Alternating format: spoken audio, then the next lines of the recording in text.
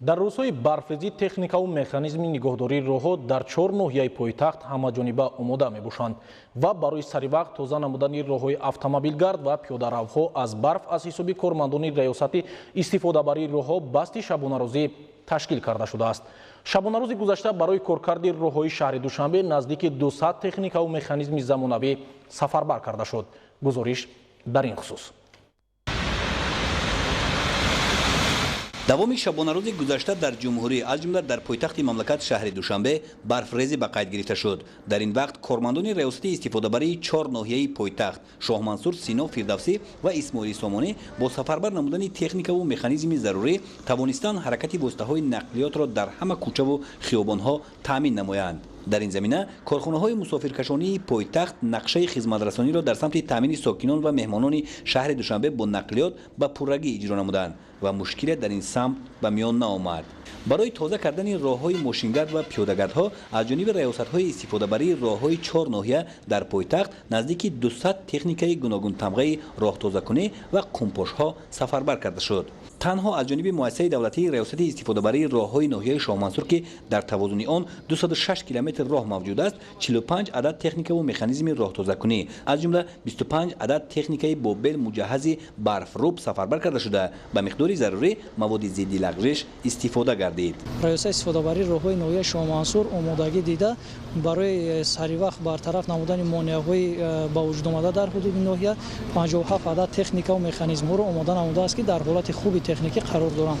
инчунин аз тарафи раёсати истифодабарии роҳҳои ноҳияи Шоҳмансур маводҳои зидди лағжиш аз ҷумла намак ба миқдори 3971 тонна, инчунин 223 куб қум ва инчунин маводҳои сӯзишворӣ, равғанҳои дизелӣ захира карда шудааст. дар ноҳияи Сино низ аз субҳи барвақт сокинон ва меҳмонон тавонистанд бе мушкил аз воситаҳои нақлиёти мусофиркашонӣ истифода намуда пайи анҷоми корҳои хеш шаванд. зеро кормандони соҳа тавонистанд бо сафарбар намудани 46 адад техникаву механизми замонавӣ барфро аз роҳ саривақт тоза намоянд. саривақт бо омехтаи қуму намак, яъне маводи зидди лағжиш роҳҳоро коркар намудем ва соати 3 рӯзи шаби 13 январ мо аз ӯҳдаи тоза намудани 234,8 километри роҳҳои маҳаллаву шаҳраку роҳҳои асосии ноҳия баромадем. барои тоза намудани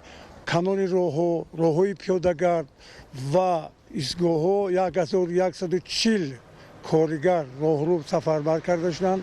дар баст зиёда аз 170 коргарон баромаданд.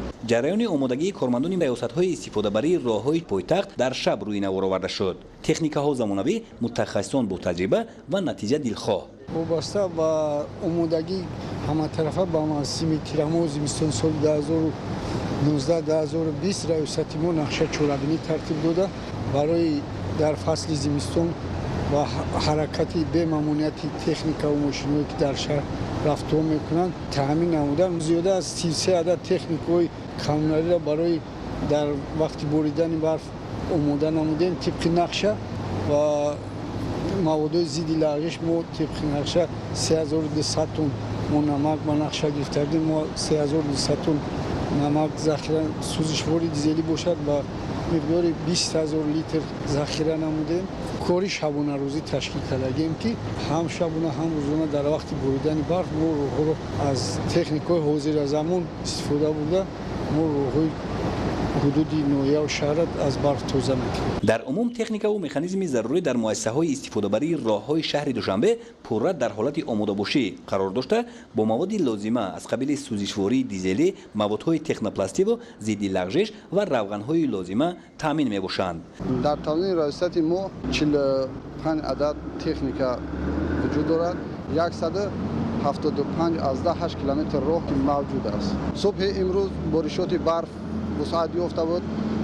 аз тарафи раёсати истифодабарии роҳҳои ноҳияи Фирдавсӣ 83 адад техника аз ин ҷумла 850 корманд сафарбар карда шуд. мо 350 тонна маводи зидди лағжиш бурда истифода бурдем. самти дигари фаъолияти муассисаҳои давлатии раёсати истифодабарии роҳҳои чор ноҳияи пойтахт таъмини зебогӣ дар шафати роҳҳои автомобилгард мебошад. дар назди ҳар муассиса қитъаи гулпарварӣ амал мекунад ва дорои гармхонаҳо барои парвариши гулҳои ҳархела мебошанд. раванди парвариш ва нигоҳубини гулҳо дар раёсати истифодабарии роҳҳои ноҳияи Шоҳмансур рӯи нав оварда шуд. дар ҳамин зимистона гулҳои мо ба 6 намуд хай, гулҳои карам хай, гулҳои шапарак хай, гулҳои анамун газани хай. боз як рӯз ба мо ҳазортаи ҳамамон гул тубак мезанем. хулоса фаъолияти сохторҳои нигаҳдории роҳҳои пойтахт дар ҳама самт таҳти назорат қарор дошта, мутахассисон ва ҳамчунин техникаву механизми зарурӣ ҳамеша омодаи кор мебошанд.